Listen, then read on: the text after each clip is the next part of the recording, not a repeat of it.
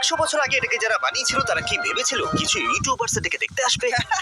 ও এটা তো অসাধারণ। দিদি ওপরে উঠে গেছে নাকি ওকে কেউ রেখে এসেছে? ক্যাকটাসরা হামাগুড়ি দিতে পারে না জিমি। ওদের পা নেই। ও মাই গড, চলো অন্য দিকটাও দেখা যাক।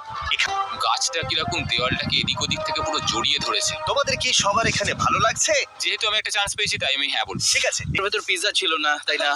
এর সাথেই পঞ্চম দিনের সূর্য অস্ত যেতে শুরু করলো আর আমরা ক্যাম্পে ফিরে যাওয়ার আগে কারোর সাথে পাহাড়ের চূড়ায় উঠে আমি এতটা মজা পেতাম না। Thank you. হয়তো রক জনসনের সাথে উঠলে পেতাম, ও আচ্ছা। কিন্তু তাছাড়া আর কারোর সাথে নয়। হ্যাঁ, আমার মনে হচ্ছে এই দৃশ্যটা আমাদের পরিশ্রমকে সফল করবে। ক্যাম্প পরিষ্কার করে দিয়েছি, বৃষ্টির থেকে বাঁচার জায়গা হয়ে গেছে, নারকেলের জল আর খাবারও তৈরি, আর এতটা দূরেও দেখা যাচ্ছে না। আমি জানি না যে ওরা এই মাউন্টেন পেরিয়ে অন্ধকারের মধ্যে জঙ্গল দিয়ে কি করে নিচে নেমে আসবে। আউ! কি হলো? কি একটা ছিল এখানে।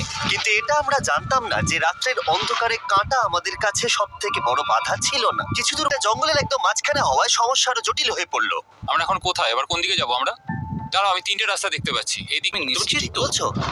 কোন দিকে যাবো? আমার সেটা মনে হয় না। সবাই আমার পিছনে এসো, আমি একটা র্যান্ডম ডিরেকশন চুজ করছি। দাঁড়াও, আমার মনে হচ্ছে হয়তো আমাদের ভাগ্যটা বেশি ভালো ছিল, কারণ রাস্তা হারানোর সাথে সাথে বৃষ্টি পড়তেও শুরু করে দিল। তুমি ঠিক জানো তো এদিকে যেতে হবে? তুমি এদিকে এসো। কোথায় যাবো? তুমি কতটা শিওর? 10% শিওর যে এদিকে যেতে মনে হবে। হয় না 90% বেশি ভালো। তুমি 90% শিওর?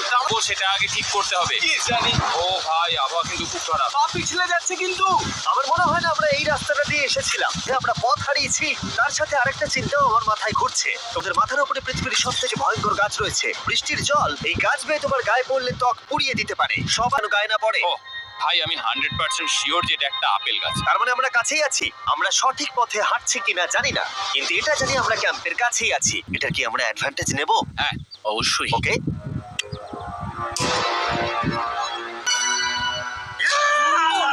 ও মাই গড, তোমরা আমাকে ভয় পাইয়ে দিয়েছো। আমরা পেরেছি। আমরা ফিরে এসেছি। আমি ডিনার আর নারকেলের জল রেডি করে রেখেছি। বাহ, ও এটা টেস্ট তো নারকেলের মতো। ট্রেকের পরে আমরা খের সময় আমরা প্রাণ ভরে আকাশের তারা দেখলাম। কারণ সমুদ্রের মাঝখানে থাকার সময় তোমার মনে হবে তুমি যেন অন্য কোনো গ্রহেতে চলে এসেছো। কিন্তু অপ্রত্যাশিতভাবে রাত্রে এমন কিছু হতে চলেছিল যার ভয় আমরা চ্যালেঞ্জের শুরু থেকেই পাচ্ছিলাম। যে আমাদের শেল্টারের উপরে অনেক জল জমে গেছে। আমি জানি না আমাদের এর তলায় থাকাটা সেফ হবে কিনা। আমাদের শেল্টারকে আপগ্রেড করার অনেক চেষ্টা করা সত্ত্বেও ঝড়ের সময় জল ছাদের উপরে জমছিল। আচ্ছা, জলের ভারে স্ট্রাকচারটা ভেঙে পড়বে না? আর যদিও আমাদের এই সময় ঘুমের খুবই প্রয়োজন ছিল, তবুও আমাদের উঠে এই সমস্যার মোকাবিলা করতে হলো। জল জমে আছে।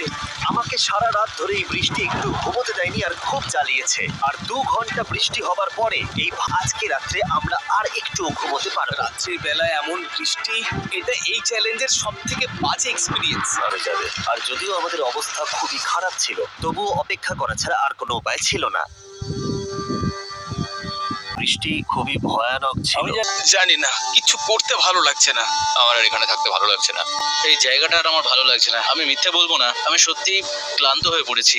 এর মতো মনে হচ্ছে। আর 6 দিনের শারীরিক পরিশ্রমের পরে আমাদের মানসিক অবস্থাও খারাপ হতে শুরু করেছিল। মনে হচ্ছে আমার এবার শরীর খারাপ হবে। আমার সত্যি এটা মনে হচ্ছে। কমপ্লিট করতে চাই। আমি একটা পিচ কোবলার খুঁজছি। আচ্ছা, তুমি কি পিচ কবলার খুঁজছো? এই দেখো, আমি একটা পেয়েছি। তাই সবার মুড ঠিক করার জন্য দারুণ খেতে, সত্যি ভালো। আর এই আনঅর্থোডক্স ব্রেকফাস্টের সাহায্যে চ্যান্ডলার খুশি হয়ে আমরা আবার আগের মতো হতে শুরু করলাম। মারলে। আর এটা ডিসাইড করে ফেলেছিলাম যে আমরা 6 নম্বর দিনটা কিভাবে সার্ভাইভ করব। যদিও আমরা অনেক কষ্ট সহ্য করেছি, আমরা পৃথিবীর সবথেকে ভারী সিট কেন বেছে নিয়ে এলাম?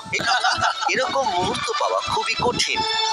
আর যখনই আমার এই চ্যালেঞ্জের কথা মনে পড়বে, তখন হয়তো খারাপ সময়গুলোর কথা মনে পড়বে না। আর আমাদের চ্যালেঞ্জের 6 নম্বর দিন অবশেষে শেষের মুখে।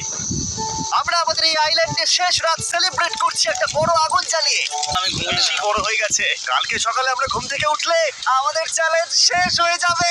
আর 7 নম্বর দিনে যেই সূর্য উঠলো, এখান থেকে বেরোতে হবে। কথা ভাবছিলাম এখান থেকে বেরোনোর কথা, আর কোনোদিন এখানে ফিরে না আসার কথা। আর এখান থেকে বেরোনোর আগে আমি একটা কথা বলতে চাই। ভিডিওটা দেখার জন্য সবাইকে অনেক ধন্যবাদ।